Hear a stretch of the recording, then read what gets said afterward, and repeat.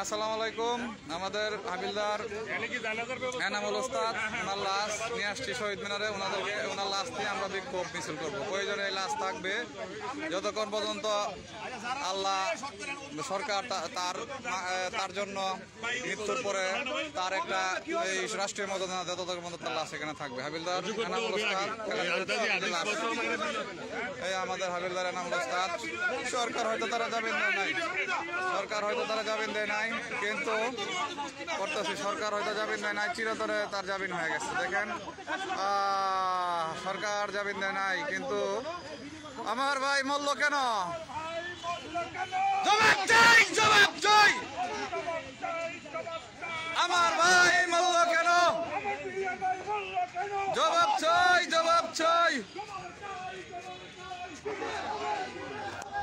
দেখেন আমাদের হাবিলদার এনামুল ওস্তাদ চিরতরে জামিন পাইছে। সে তার সাজা শেষ হয়ে গেছিল 15 বছর আগে।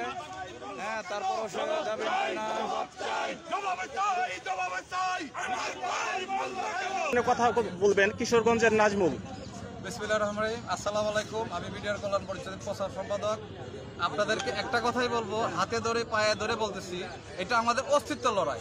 দেখেন, আমরা কোনো গ্রুপ বুঝি না, দল বুঝি না। দিন শেষে আমরা এক হান্ডিত খাবার খাইছি, আমরা হলো বিডিআর। ঠিক আছে, আপনারা যেখান থেকে এই লাইভটা শুনতেছেন, আমি আমার বিডিআর সদস্য পরিবারবর্গ সবার পায়ে হাত ধরে রিকোয়েস্ট করতেছি, আপনারা যে যেখানে আছেন আজকের মধ্যে চলে আসবেন।